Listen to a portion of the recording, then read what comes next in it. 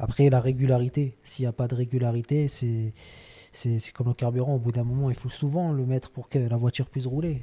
Donc, la régularité, ben, c'est le carburant d'une présence social média réussie. Donc, régularité.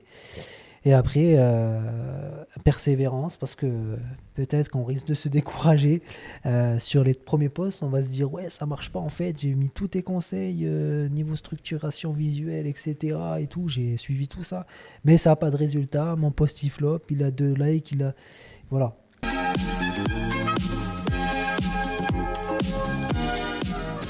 Eh ben bonjour à tous, bienvenue dans un nouvel épisode de podcast. Je suis accompagné de Mounir. Mounir, bienvenue. Merci à toi, Enes, pour l'invitation. J'espère que tu vas bien. Et on va commencer par quelque chose d'assez classique. Est-ce que tu peux commencer par te présenter, Mounir? Bah, si je devais me présenter, c'est comme une carte Panini. Tu connais un peu les cartes de football. Ok. 1m73 et 63 kilos. 1m73, 63 kilos. Et attaquant numéro 9. Attaquant numéro 9. Voilà. C'est une bonne présentation. On n'avait jamais eu ça, donc pourquoi pas. Est-ce que tu peux nous dire un petit peu ce que tu fais dans la vie, Mounir? Non, voilà, je suis Mounir Moustalaf. Aujourd'hui, j'exerce le métier de formateur en marketing digital spécialisé sur le community management. Je suis également auteur de livres. J'ai publié 2 ouvrages sur les réseaux sociaux. Le premier, voilà, les réseaux sociaux expliqués en infographie. Et le deuxième sur LinkedIn. Voilà, on en a parlé un peu en off. Donc décrypter LinkedIn en infographie. Et avant de devenir formateur, je suis passé par un cheminement. Depuis 2019, voilà, j'ai entrepris. Et donc de freelance à formateur, quoi. Voilà. De freelance à formateur. Donc, est-ce que tu peux nous expliquer, un petit peu ce que tu fais dans la formation? Combien de personnes tu as aujourd'hui ou tu as formé jusqu'à maintenant? Alors aujourd'hui, on peut dire que j'ai avoisiné le nombre de personnes, plus de 930 personnes formées. Incroyable. Dans le digital. Donc à savoir voilà, dans le community management, sur Canva notamment, sur LinkedIn. Donc voilà, donc j'ai pu intervenir auprès de différents publics, notamment voilà, les entrepreneurs en grande partie, les responsables communication d'entreprise, et aussi j'ai eu l'occasion d'intervenir auprès d'écoles spécialisées, d'universités pour transmettre mon savoir. Voilà. D'accord. Donc aujourd'hui, formateur, tout ce qui est peut-être, comment ça fonctionne? Tout ce qui est Canva, peut-être. Est-ce qu'on est du digital en site web? Est-ce qu'on est sur du digital en marketing sur les publications? Et aussi, on a l'ouvrage. Alors déjà, pour commencer, pour ton premier livre, qu'est-ce que c'est? Qu'est-ce que tu voulais apporter? Et comment c'est venu en fait? Pour être plus précis au niveau de formation, donc je suis spécifique au community management. J'aide voilà, les entrepreneurs à mieux communiquer sur les réseaux sociaux et à également développer leur activité. Et ma spécialité, moi, c'est la création de contenu visuel. Donc c'est l'art de communiquer avec l'image. Et ça, je l'ai depuis petit. Donc d'ailleurs, depuis petit, j'aime toujours dessiner. Depuis petit, le dessin a été une de mes passions favorites. Et je le retranscris aussi aujourd'hui dans mes formations. Donc toutes mes formations sont faites quasiment d'images. Il n'y a pas de pavé de texte ennuyeux où le prof il récite son cours et les gens ils sont comme ça, ils s'ennuient. Non, c'est vraiment quelque chose de ludique, créatif que j'ai voulu mettre en place. Et pour faire la transition avec le livre, justement, là aussi, j'ai voulu faire mon premier ouvrage, notamment Les réseaux sociaux expliqués en infographie chez Erol. Pourquoi pas rassembler toutes mes productions de contenu en un livre physique. Donc expliquer les réseaux sociaux, la stratégie social média en images avec des objets de la vie quotidienne. Voilà. L'idée m'est venue parce que je me suis dit voilà, ça peut être un objectif intéressant. Voilà, transmettre son savoir à des gens peut-être qui n'ont pas les moyens de se procurer une formation dans le monde. Et voilà, c'est une possibilité de toucher un auditoire francophone plus large aussi. Donc, et laisser une trace surtout positive sur Terre. Est-ce que tu peux nous parler un peu plus proche? Ah, pardon. Ouais, c'est bon. Est-ce que ouais, vas-y, prends le micro un peu plus. Ouais, parce qu'il faut, voilà, un peu plus proche, vas-y. Tac, on reprend. Du coup, ok, ça se passe comme ça. La question, c'est, est-ce que c'est quelque chose que tu voulais faire depuis, entre guillemets, petit, ou c'est que tu as vu un besoin dans ce domaine qui est le marketing digital et que tu t'es dit, il y a un besoin, donc je vais créer, je vais répondre à ce besoin-là. Eh ben écoute, de base, c'est bon. Ouais, C'est bon, là, c'est bon. C'est bon. De base, je ne me voyais pas dans le digital. Ok. Qu'est-ce que Et tu je pense voulais... qu'on a des points communs, voilà, vu ton parcours personnel, on en a parlé un peu en off. De base, je me voyais pas dans un secteur qui s'appelle le digital. J'ai toujours voulu soit être voilà, dessinateur, je crois, quand j'étais petit, j'y rêvais, peut-être de BD ou autre industriel, je sais pas, dans tout ce qui est automobile, voilà. Parce que j'aimais bien, voilà, comme je t'ai dit, dessiner. Mais la passion du digital m'est venue avec le destin, comme on dit. Et c'était en m'investissant dans une association lors de ma première année à l'université. Donc c'était à côté, justement, en tant que bénévole, que j'ai découvert ce qu'on appelle le digital. Je vois ce que tu veux, ok. C'est-à-dire que voilà, c'est une association qui organisait des conférences à Clermont, qui avait un besoin justement de remplir ces salles et qui voulait toucher son auditoire, qui se connectait pour être tenu informé des actualités de la sauce. Comment faire ? Comment faire pour tenir le lien entre les gens qui venaient aux conférences et justement garder ce lien voilà, après, entre chaque conférence, quoi, les tenir informés. Et c'est là où voilà, je savais pas quoi faire dans la sauce où j'étais. J'étais au début dans l'accueil, tu vois, j'accueillais les gens. Et là, je me suis intéressé, peut-être qu'il y a besoin d'un site web, tu vois. Il y a besoin de créer un site web, qu'il y a besoin de créer une présence sur les réseaux sociaux. À l'époque, c'était 2013, je te parle de 2013-2014. Là. C'était Facebook, YouTube, voilà, pour maintenir l'auditoire. Donc j'ai cherché comment créer une page Facebook, comment l'animer, et surtout comment créer un site web sur WordPress. C'est là peut-être que j'ai trouvé quelque chose. Je pense que c'est grâce justement au bénévolat carrément que j'ai découvert le marketing digital et que par la suite j'ai fait mes études donc à l'UCA en tant que licence, après master marketing et ainsi de suite. Donc si j'avais pas été bénévole, ça se trouve j'aurais pas trouvé ce que je fais aujourd'hui. D'accord. Et bien joué là. Donc en fait c'est quelque chose que donc, c'est intéressant parce qu'on passe du bénévolat à quelque chose où on peut-être c'est la question suivante. Est-ce qu'on là, c'est une situation où le bénévole se transforme à quelque chose, un réel métier de formateur, où on peut en réellement gagner sa vie? C'est possible, mais c'est très compliqué. C'est pas que c'est compliqué, ça va demander du temps et de l'investissement. Moi, de base, avant d'être formateur, je me prédestinais pas à être formateur, mais j'avais toujours dans mes valeurs cet aspect du donner. De laisser quelque chose, partager, ce sont des valeurs que je prône et qu'on m'a toujours inculqué, le partage, laisser quelque chose à son prochain.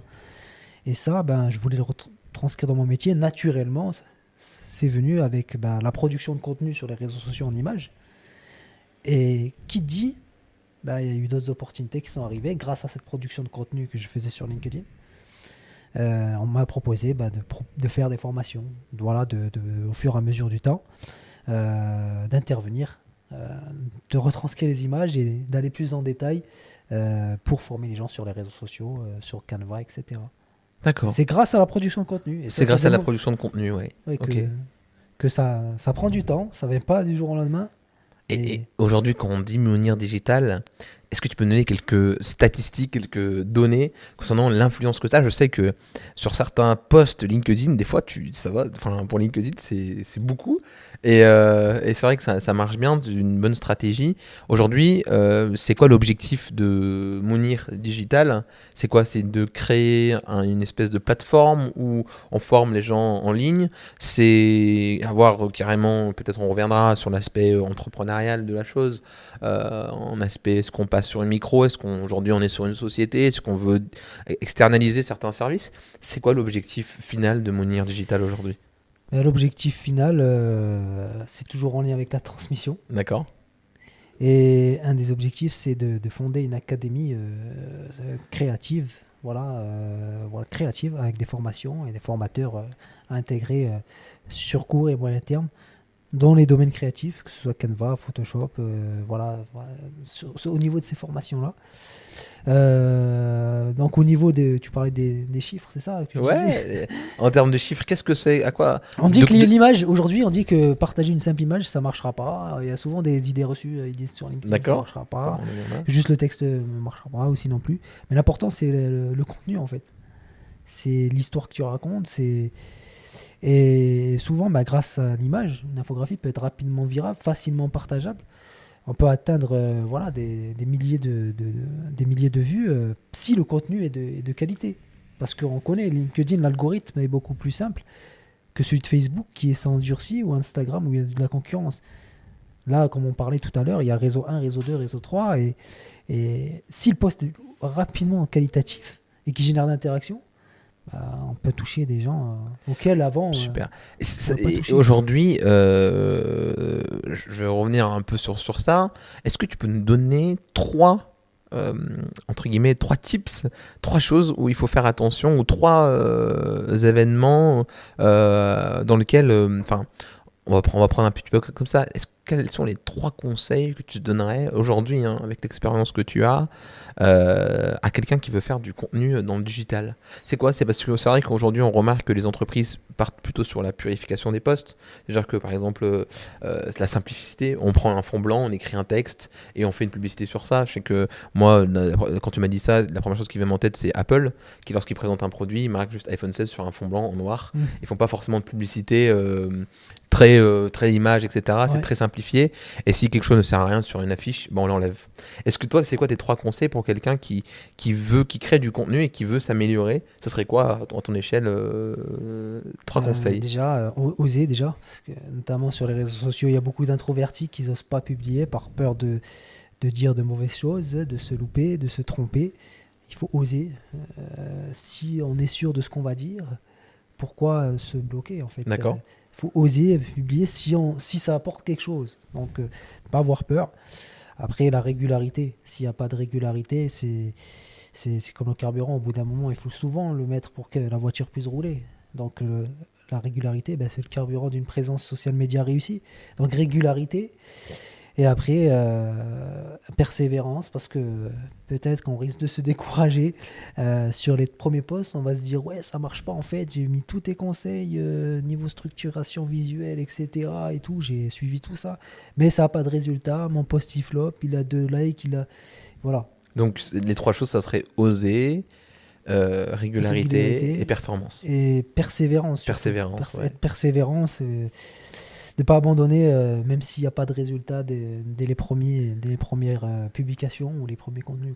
Pour faire une transition entre oser et l'entrepreneuriat, est-ce que toi, quand tu t'es lancé, tu as eu des doutes ou tu t'es directement, tu as manqué un peu de ce truc-là, d'y aller, ou comment ça s'est passé? Tu t'es dit, il faut que j'essaye.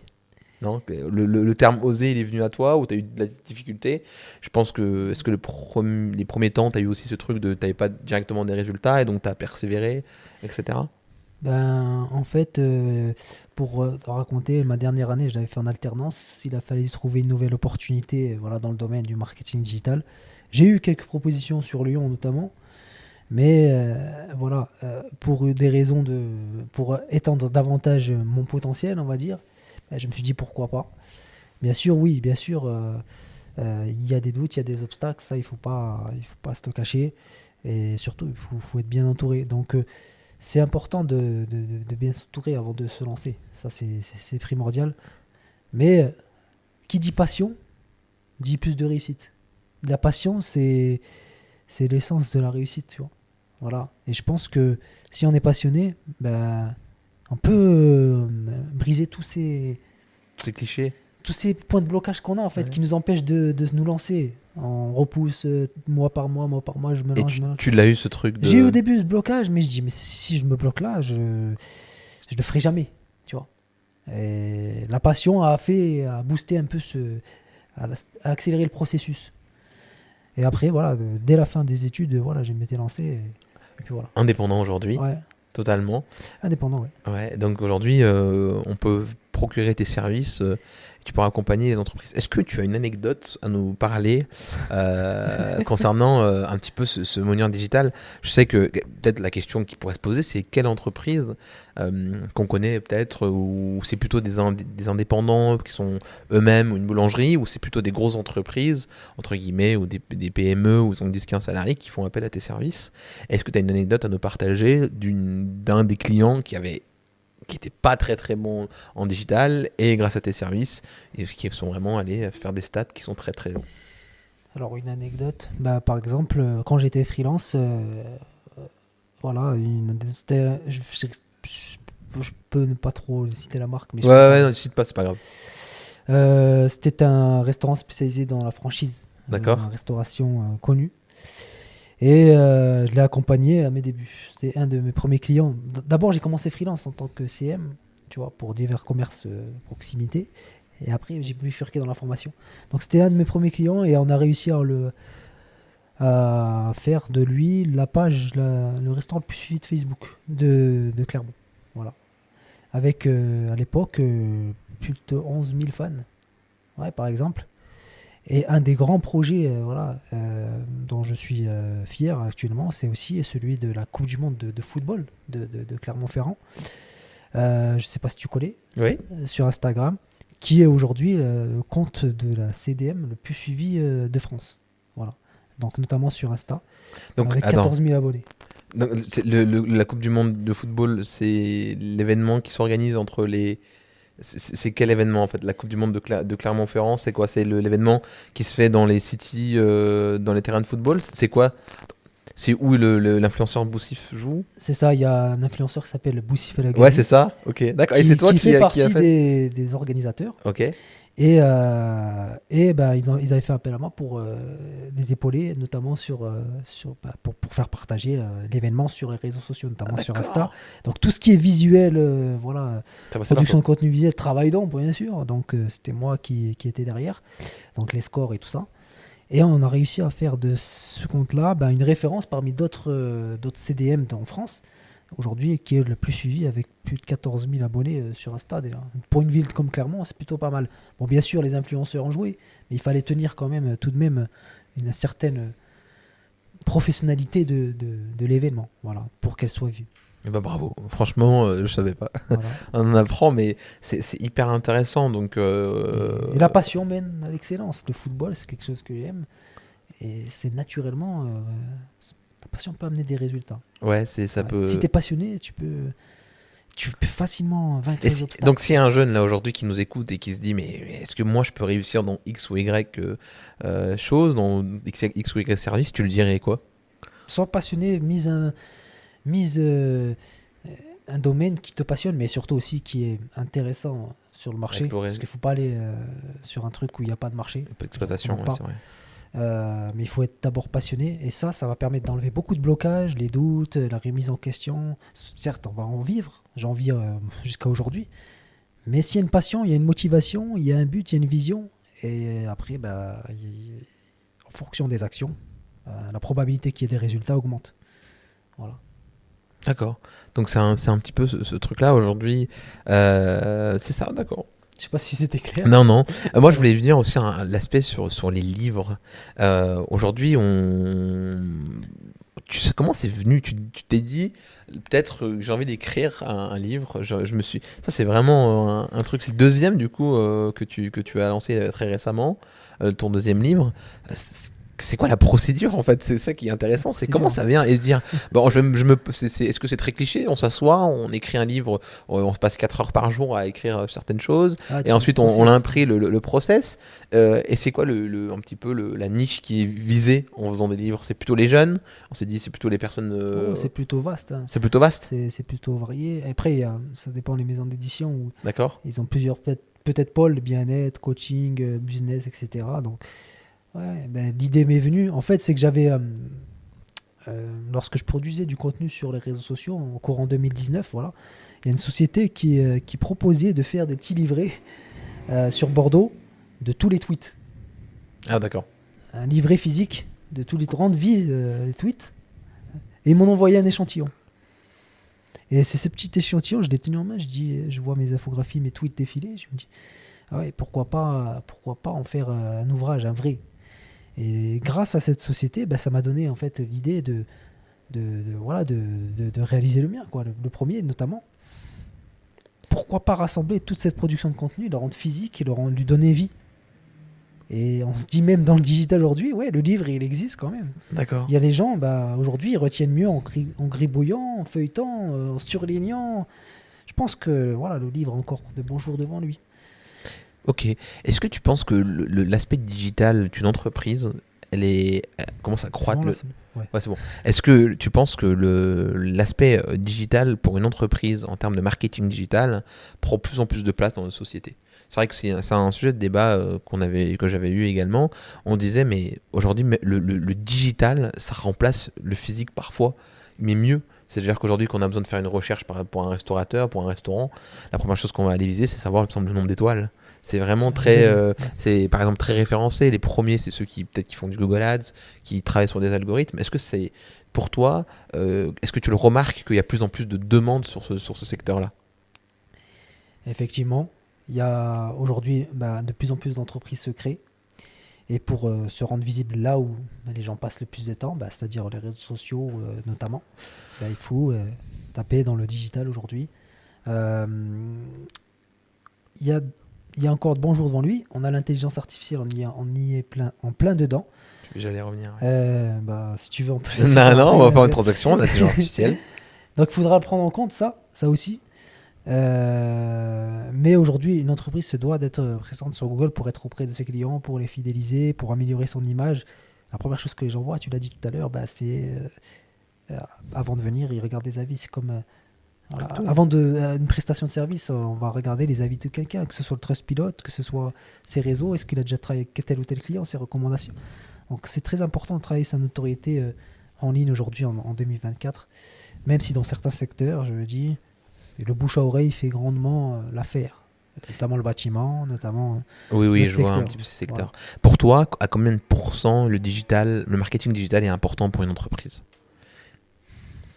Si tu peux, d'après ton expérience, est-ce que tu te dirais une entreprise, il faut qu'un petit peu il donne de l'investissement à 80% sur son marketing digital ou sur son marketing en général plutôt digital pour qu'il puisse subvenir, avoir des prospects plus importants?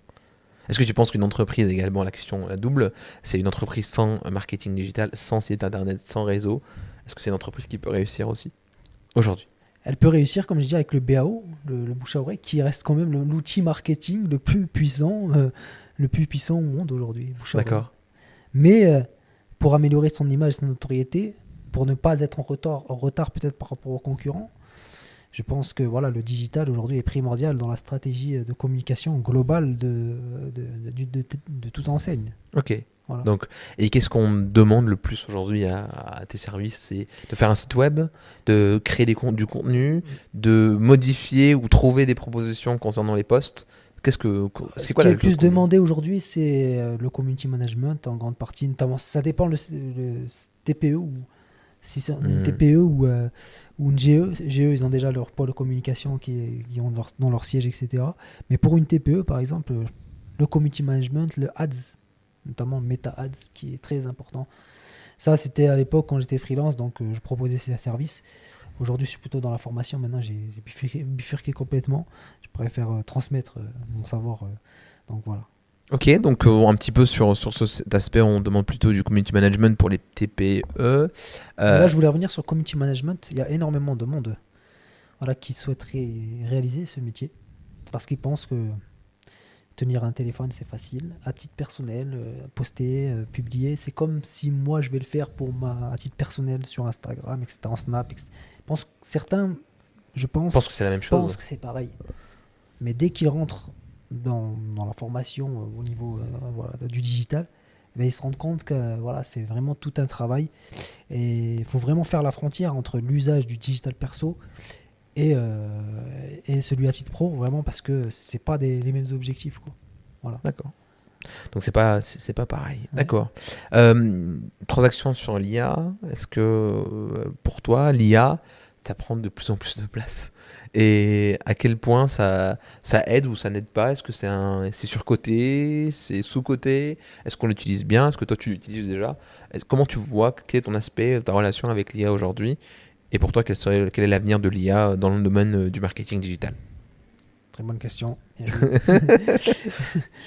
L'intelligence artificielle est arrivée en boom. Bon, il était déjà présent, mais il a fait un boom au courant de l'année 2023, notamment avec un outil phare qui est devenu connu du jour au lendemain, c'est ChatGPT. Donc oui, l'IA est important à intégrer dans le digital. C'est important. tout dépend pour l'utilisation, tout dépend de l'esprit humain. Si, si c'est pour attendre que l'IA nous fasse tout à notre place, Pas attendre longtemps. ça, je ne recommanderais pas du tout ça.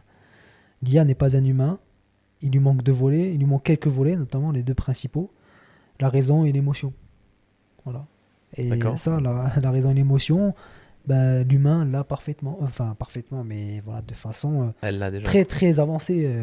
Voilà. C'est impossible.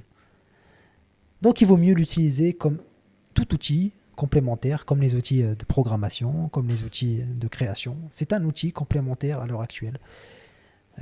Et à voir, bien sûr, ça va évoluer.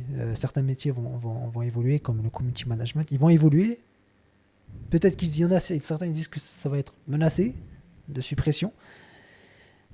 Mais on aura toujours besoin du CM qui va paramétrer justement cette IA pour produire du contenu. Donc il y aura toujours besoin d'un humain pour mettre ce prompt en fait. D'accord. Donc on aura toujours besoin de cette IA. Que ce Est-ce soit que, pour l'image, que ce soit pour créer est-ce, du texte. est-ce que l'IA, pour toi, fait perdre certains jobs? Est-ce que ça peut remplacer certains jobs? Ou est-ce que ça en crée, au contraire? Aujourd'hui, toi, l'outil que tu utilises le plus, est-ce que c'est ChatGPT? Est-ce que l'IA est utilisée sur tes photos, sur les posts? Aujourd'hui, tu utilises à combien de pourcents? Ou c'est juste vraiment un outil comme n'importe quel outil que tu peux avoir? Et la question, c'est est-ce que tu utilises ChatGPT ou Gemini ou d'autres IA? Eh bien, voilà, j'utilise plusieurs IA. Aujourd'hui, la IA s'intègre dans plein d'outils, que ce soit sur WordPress, notamment pour les sites web, que ce soit pour même l'email, que ce soit pour Google, Canva que aussi, ce soit pour Canva avec MediaMagic, que ce soit pour ChatGPT, mais voilà, pour les images. Donc oui, l'utilisation de l'IA est quotidienne de mon côté, donc voilà, je l'utilise. Mais pour améliorer, pour aller plus loin, pour trouver des idées, voilà, pour améliorer le contenu existant. Et ça peut être un avantage, notamment quand on est community manager ou indépendant. Imaginons que de base, on n'a pas une bonne plume, qu'on a des difficultés d'expression écrite à l'école, par exemple, on a eu des mauvaises notes. Bah, ça peut être un avantage pour améliorer certaines tournures de phrases, notamment. Voilà. Tant qu'on a l'idée, même si on ne la sort pas correctement, eh ben, on peut demander à l'IA de nous faire une reformulation. Voilà. Et c'est ça qu'il faut, c'est dans cette logique-là, c'est ce bon esprit-là, où je pense qu'il faudra utiliser l'IA, que ce soit pour faire des images, que ce soit pour améliorer des textes, ou faire des traductions, ou ainsi de suite. Ok, très bien. Super. La question que moi j'aimerais te demander, que je demande à tous les personnes qui ont un lien avec l'entrepreneuriat, est-ce pour toi, on le devient ou on est entrepreneur? C'est la question. J'ai eu les deux summum. Donc j'ai eu les deux extrêmes. Donc pour on toi, a toujours, je pense, un côté entrepreneurial en nous, dès qu'on grandit, au fur et à mesure, à partir du moment où on fait des trucs autonomes. Déjà, il y a cette espèce d'entreprendre quelque chose, entreprendre, faire quelque chose. faire quelque chose, que ce soit pour construire, créer, que ce soit peindre un tableau, que ce soit... À partir du moment où il y a une création, il y a ce côté entrepreneurial. D'accord. Autonomie aussi. Après, bien sûr, voilà, être entrepreneur, voilà, ça nécessite d'avoir certaines compétences. Et bien sûr, il faut se former sur les compétences manquantes si elles ne sont pas toutes présentes en nous. Mais ça se travaille au fur et à mesure. Je dirais plus de l'école, ça se travaille au fur et à mesure. Il y en a, ils l'ont en eux. Dès qu'ils le détectent, ils se lancent. Il y en a, peut-être ça vient au bout de certains parcours. Peut-être qu'ils en ont marre du salariat. Et du jour au lendemain, ils se disent, ouais, pourquoi pas lancer mon propre projet? Pourquoi pas moi? Ils se posent cette question. Donc on a un peu les deux. Et la question, ce qui se pose, c'est est-ce que si tu n'aurais pas fait des études, tu serais arrivé au même moment, au même endroit avec Mounir Digital? Est-ce que les aspects des études que tu as faites en parallèle en marketing, en master marketing à Clermont-Ferrand, est-ce que ça a été quelque chose qui te dise sans ce master, je pense que je ne serais pas devenu qui je suis aujourd'hui? Non, je pense que... C'était juste pour savoir l'aspect des études dans la vie professionnelle. J'ai bien compris. Mais l'âme entrepreneuriale, dès que j'ai su, après cette association, comme je t'ai dit tout à l'heure, quand j'ai trouvé cette voie du marketing digital, limite, je proposais quasiment mes prestations de services en L3. J'étais en L3, encore à la Rotonde, là. Et je proposais des services de graphisme, de community management pour diverses entreprises, petites entreprises. Je l'avais déjà en moi. En fait, c'est le fait que voilà, j'ai trouvé cette voie via l'associatif ou le bénévolat qui m'a permis de tracer les études. Mais l'entrepreneuriat, on l'avait déjà. Il manquait juste de finir les études pour On va y aller, créer quoi. les statuts, tout ça, là. Voilà. Donc il y avait un peu l'idée en amont, quoi. L'amont était là. Ouais, L'idée, tu elle avais était en déjà amont. un peu dans ta tête le projet. Ok, très bien. Du coup, ça serait. C'est quoi, enfin, on va pas parler un peu. J'ai pas envie de parler trop de prix. Je sais qu'on peut te contacter via les réseaux sociaux. C'est plutôt des prestations, des formations que tu puisses faire en présentiel et en distanciel. Quelqu'un qui peut te contacter de l'autre bout de la France peut prendre tes services directement sur les réseaux sociaux. Comment ça se passe? Bah, ce qui est incroyable, c'est que l'entrepreneuriat, ce qui est bien, c'est qu'il y a cet aspect liberté que je pense qu'il y a en commun de beaucoup d'entrepreneurs, qui nous permet voilà, de rencontrer des gens. Donc peut-être aux salariés, on n'aurait peut-être pas rencontré, de voyager plus.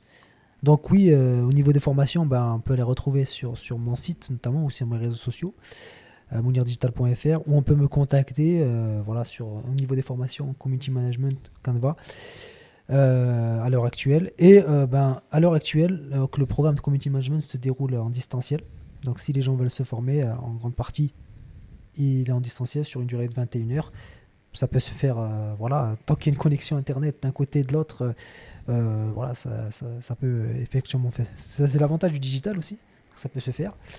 Mais bien sûr, sinon, certaines formations, voilà, elles peuvent se faire en présentiel. Tout dépend du profil des apprenants. J'ai eu l'occasion d'intervenir auprès de grands groupes, notamment sur l'outil Canva, puis former plusieurs personnes. Ça dépend de la sensibilité des Ok. personnes. Et ouais, voilà. Mais en Donc grande tu partie, proposes. le distanciel est. Et aujourd'hui, on est sur une micro-entreprise ou on est sur carrément une société? Donc là, justement, je suis en train de. Là, j'étais en EI et Oui. je vais faire la transition pour devenir SA. SAS. Je sais pas, le statut, SAS. je vais voir le statut, mais Ok, je suis en train de pour me faire une renseigner. société, entre Ouais, guillemets. voilà. Ok. Et c'est Euh, avec le projet d'académie. la question qui m'est venue un petit peu en tête, je t'avais demandé trois choses pour un jeune qui nous écoute, qui aimerait faire la même chose que toi. Est-ce que tu peux donner trois conseils à quelqu'un qui n'a jamais utilisé Canva et qui utilise Canva? Quelle est la meilleure manière, les trois conseils que tu donnerais en disant, attention, quand tu utilises Canva, fais attention à ces trois choses si tu l'as jamais utilisé ou quand tu fais un truc sur Canva? C'est quoi? C'est d'abord utiliser. Ne pas partir de zéro déjà. Feuille blanche, t'arrives, t'ouvres, crée un design, feuille blanche. Dis là, ce qui est bien, c'est qu'il y a les templates qui sont à disposition. Le mieux, c'est pas d'attendre tout du template qui est dans l'onglet design. C'est de peaufiner le template jusqu'à qu'il te ressemble. Donc, exploiter le template Ok. jusqu'à se rapprocher au max de la charte graphique de notre enseigne et y ajouter les éléments qui sont à notre sauce dans la rubrique éléments, etc. Après, il y a le niveau des couleurs. Donc, voilà, les couleurs, faut pas être trop arc-en-ciel, on va dire, hein, mais deux, trois couleurs maxi, je pense, sur les visuels, notamment les carousels, parce que ça va définir le branding après sur ta communication. Et un branding bien reconnu dans le temps, ben, c'est une marque qui rentre dans les esprits au fur et à mesure, tu vois. Et pas trop chargé d'éléments, que ce soit du texte ou encore des éléments graphiques. Il faut que ça aille droit au but. On n'est pas sur une dissertation, Ok. on est vraiment sur un message. Et le message, ben, il doit être digeste ou non digeste, assez digeste, facilement digeste pour les yeux de ton auditoire, des prospects et des abonnés. Ok.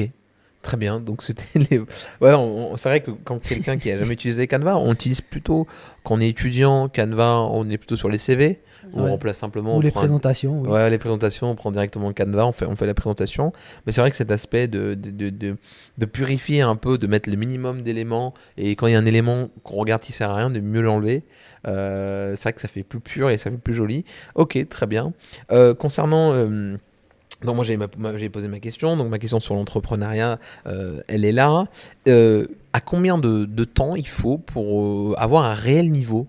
C'est pour toi, quelqu'un qui part de zéro en tant que formation, si on fait appel à tes services, il faut à peu près combien de temps? Je sais que ça dépend un petit peu de l'entreprise, ça dépend un petit peu de l'objectif, mais à quand, tu sais, par exemple, quand on fait un sport, on a un petit peu ce temps de résultat. On dit que c'est à peu près 2 ans, on a un vrai résultat ou 2-3 mois. Ça dépend du nombre d'heures mis à la salle de sport. Est-ce que pour le digital que tu proposes, les services que tu proposes, combien de temps il faudrait pour avoir un résultat? Alors que ce soit dans quelle partie? Community management, Ouais, community Canva, management, Canva. typiquement. Moi, je suis de l'école, il ne faut pas promettre un certain revenu exact à gagner au bout d'un mois. Moi, je ne suis pas de cette école-là. Un seul mot est clair et net, c'est la pratique, notamment sur Canva. Si on ne pratique pas, on ne peut pas avoir de résultats. D'accord. La pratique, on continue. Et ça peut s'évaluer. Si on va vraiment améliorer et perfectionner ses designs ou autre, notamment sur l'outil Canva, si on revient sur la formation Canva, eh bien, on peut avoir voilà, des résultats, des visuels bien travaillés, un branding reconnaissable, avec des interactions sur les réseaux sociaux. Je pense que, ouais, la question des 10 000 heures est primordiale, quoi. 10 000 heures de pratique, c'est pas laisser, t'as fait les 10 heures de formation, c'est fini. Non, il faut de la pratique continue, je le dis à chaque fois. Je vous ai allumé la brèche en formation. Maintenant, c'est de votre côté, atteindre les 10 000 heures c'est grosso modo, mais voilà, pour que vous soyez vraiment au top, quoi. Ça, c'est typiquement, je t'ai posé cette question parce que en fait, je voulais que les gens comprennent que dans tout aspect de la chose, il n'y a jamais le résultat qui arrive tout de suite. Et voilà, je suis d'accord avec toi. C'est parce qu'on a l'impression que c'est en faisant 2-3 designs, tu sais, les personnes qui veulent se lancer, généralement les gens qui font ça en freelance, enfin pas en freelance, mais qui font ça à côté de leur étude, ils pensent qu'ils feront de la meilleure publicité en faisant 3 designs, en faisant 3 posts, en créant juste une page Instagram, et c'est en créant de la page Instagram qu'on a le plus... Enfin, il faut Comme passer... je dis, régularité. tout Ouais, à en l'heure. fait, cette chose, c'est partout pareil. C'est comme un sport. C'est que si on Exactement. peut être bon au foot, c'est pas en deux fois par semaine, ou c'est pas une heure par semaine qu'on va arriver au niveau professionnel. C'est vraiment de la régularité, c'est la persévérance, la c'est volonté, aussi de la passion. l'investissement qu'on donne. Je pense que c'est pareil pour le digital, c'est-à-dire qu'il faut s'intéresser aussi. C'est que ça évolue. Il n'y avait pas Canva il y a peut-être 20 ans. 2012. Voilà, donc il n'y avait pas Ils ont Canva. créé Il 2012. n'y avait pas l'IA il y a 10 ans, donc c'est-à-dire qu'il faut se mettre à jour aussi dans le domaine digital. Il faut se mettre à Il y a jour. il y a des références, je sais qu'il y a beaucoup d'entreprises qui utilisent le community management dans l'humour, donc il faut se mettre dans les refs actuels pour peut-être viser Exactement. plus de gens. On a par exemple, la dernière fois j'avais vu Burger un King, post. par exemple, ou Inamax, ils le font très bien. Ouais, ou le Nomax, Burger ils le font King. très, ils le font Burger très bien, King. Burger King, ils le font très bien. Il y a aussi un ami qui avait fait un post qui avait très bien marché sur LinkedIn où il prenait du coup l'escalade d'un influenceur Inoxtag. Kaizen, il avait reformulé Ah, avec son ça parcours en s'appelle prenant le une photo. newsjacking, cette Voilà. pratique. Donc, c'est-à-dire qu'elle avait. Reprendre une actualité Ouais, de grande c'est envergure exactement. pour en bénéficier les retombées. Ouais, C'est le voilà. newsjacking. Et donc, c'est-à-dire qu'elle avait fait ce système-là pour avoir plus de visibilité. Ça avait marché. Donc, C'est ça. il faut persévérer et il faut les 10 000 heures. Je suis d'accord avec toi parce que quand on dit, bah, vas-y, Canva, ça prend 2 secondes. Ouais, on pense que c'est On facile. pense que c'est facile et c'est vraiment tout un algorithme, toute une stratégie à mettre en place et c'est vrai qu'on ne s'en rend pas forcément compte lorsqu'on y travaille dessus, mais il faut bien passer ces caps de 10 000 heures, je suis d'accord avec toi, pour être bon dans un domaine et surtout dans le digital, même si ça paraît téléphone, ça paraît application, ça paraît Ouais, vite c'est fait. ça, on est d'accord. Ouais. Mais pas du tout, c'est forcément un métier. Il y a des gens qui bossent chaque jour pour améliorer un petit peu la visibilité, le design. C'est une réflexion. Et je veux revenir à ma question. Pour toi, quels sont les top 3 des applications à utiliser dans le digital en tant que community manager ou Ça dépend l'objectif. Top 3. ouais, Bah, il n'y a pas que tu longtemps, utilises. j'ai fait une infographie sur une étude qui a été faite par le blog du modérateur, qui a fait une étude sur le community manager vraiment très très poussée. Le top 3, ça dépend des missions. Le community manager il ne fait pas que les visuels, tu vois, il n'est pas que graphiste, il fait de la programmation de contenu, il fait de la réflexion stratégie, il utilise la vidéo. Bon, un des outils favoris, il y a Canva qui arrive en premier lieu. Après, on a Metricool pour programmer les contenus, notamment. Metricool. Ouais, avec Meta, Ouais. Meta Business Suite ou Metricool. Et après, pour la vidéo, on est dans une ère de vidéo courte. CapCut. CapCut a vraiment pris Devancé ouais, beaucoup de concurrents. Il se frotte à Premiere Pro et Canva se frotte à Photoshop, même s'il ne faut pas les comparer, d'ailleurs, au passage. Voilà. Ok. Donc un petit peu ce top 3. C'est vrai que c'est des applications qu'on connaît. CapCut et Canva, c'est vrai que c'est deux applications. CapCut, c'est le Canva de la vidéo et Et Canva, c'est le visuel de base. ouais, et donc, ok, très bien. C'est vrai qu'on peut-être qu'on reviendra dans un deuxième temps, dans un deuxième épisode, ou peut-être qu'on fera un petit peu ces deuxièmes podcasts, ces lives sur l'aspect recrutement. Je sais pas, peut-être que tu as eu la chance. C'est vrai qu'aujourd'hui, est-ce que toi, ça t'arrive de voir. C'est vrai que c'est une question qui m'était venue. Est-ce que toi, par exemple, t'es un petit peu, pas matrixé, mais quand tu vois par exemple, un post sur les réseaux sociaux d'une autre entreprise, tu te dis. Ah ouais, il pourrait améliorer carrément ça. Est-ce que quand tu vas dans la rue, quand tu regardes un post sur les autoroutes, tu as ce réflexe de boulot en te disant ah ouais, je pense qu'ils ont fait ça mal, ou ils ont fait ça bien, ou c'est une bonne idée ou une mauvaise idée. Est-ce que dans ton quotidien, tu as aussi ce mélange entre, je sais pas, un bon design, un mauvais design, quand tu vois quelqu'un qui est en train de faire un mauvais truc, ou une entreprise qui a fait un bon design, un bon post, tu es là en mode ah ouais, c'est une bonne stratégie, ou pas. C'est comment ça se passe? C'est que Comme on dans dit, ton quotidien. depuis petit, je suis quelqu'un d'observateur, curieux. Et cette curiosité, j'ai gardé jusqu'à aujourd'hui. Et bien sûr, il m'arrive de m'arrêter devant un feu rouge et devant un design, et de me dire ouais, ah oui, celui-là est pas mal. Des fois, il m'arrive Ok, aussi d'accord, c'est ce que je voulais de savoir. prendre en photo et pour m'en inspirer. Ok. Là aussi. Donc, il faut être observateur. Après, il y a certains contenus, on débute tous. Peut-être qu'au début, nos premiers posts vont être pourris, tu vois. Mais on débute tous. On ne peut pas se permettre de juger. Oui, ça m'est déjà arrivé de voir des posts qui nécessitent des améliorations, notamment. Mais l'important, c'est de rester observateur. Ouais, il m'est arrivé souvent Ouais, c'est de ça de savoir, en m'arrêter. fait, de te dire ah ouais, mais j'aurais dû De m'arrêter peut-être. sur un menu de carte, de m'arrêter sur un 4x3 dehors dans l'abribus, Ouais. tu vois.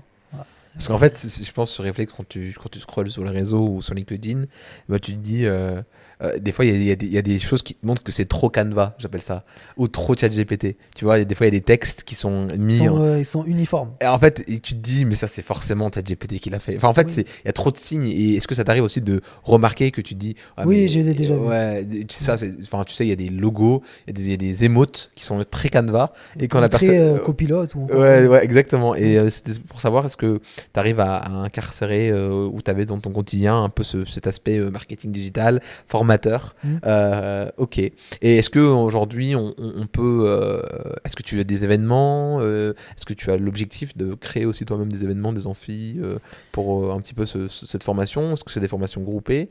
Ouais. L'objectif serait de développer davantage le programme CM Campus, donc de community management que j'ai mis en place, de développer des formations de groupe, donc une communauté autour. Mais bien sûr, l'objectif final, ce serait de créer une académie créative en lien avec, on va dire, ce qui m'a permis d'avoir de la visibilité, donc le visuel. Donc tout partir du visuel et en faire une académie. Et le but, c'est d'intégrer des formateurs, comme j'ai dit, indépendants dans ce projet. Là où peut-être je ne suis pas bon pour l'instant sur PSD, l'intégrer sur une formation PSD. Même chose, Figma, intégrer quelqu'un dans Figma. Mais ça reste dans l'essence même, Ok. le marketing visuel. Donc voilà. Et enfin, juste pour terminer, j'aimerais te demander où est-ce qu'on peut trouver tes bouquins, tes livres. Ah. Est-ce qu'on peut en commander? Comment on peut te contacter? Est-ce que tu peux nous dire où on peut se procurer un petit peu ces livres que tu as pu écrire? Tout d'abord, merci pour le soutien. Mes deux livres, Les réseaux sociaux expliqués en infographie et Décrypter LinkedIn en infographie, sont disponibles du coup sur mon site, donc mounirdigital.fr, rubrique livres, mais aussi sur Amazon, Cultura, Erol et dans l'ensemble des librairies en ligne qui sont connues. Donc vous recherchez Mounir Moustalaf et vous retrouverez facilement mes deux ouvrages. Et attention, je dis ça, je dis rien. Je dis ça, je dis rien. Voilà. Est-ce que tu peux nous dire aussi quels réseaux sociaux, quel réseau social où on peut te contacter, où tu es le plus disponible, où tu es le plus connecté?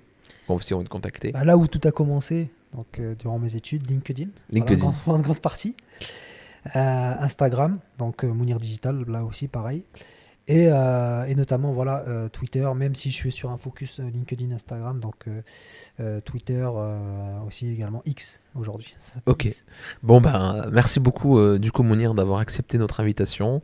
Merci de nous avoir écoutés. N'hésitez pas à vous abonner. On mettra le lien LinkedIn de Mounir en description. Et on vous souhaite, du coup, une bonne journée. Merci beaucoup. Abonnez-vous. N'hésitez pas à lâcher un commentaire. N'hésitez pas à contacter Mounir si vous avez des questions concernant le marketing digital et les formations. Et merci beaucoup, Mounir. Merci Agnès pour ton invitation. Vraiment, c'était vraiment très qualitatif. Et merci à vous pour votre écoute. Merci beaucoup. À bientôt. Au revoir.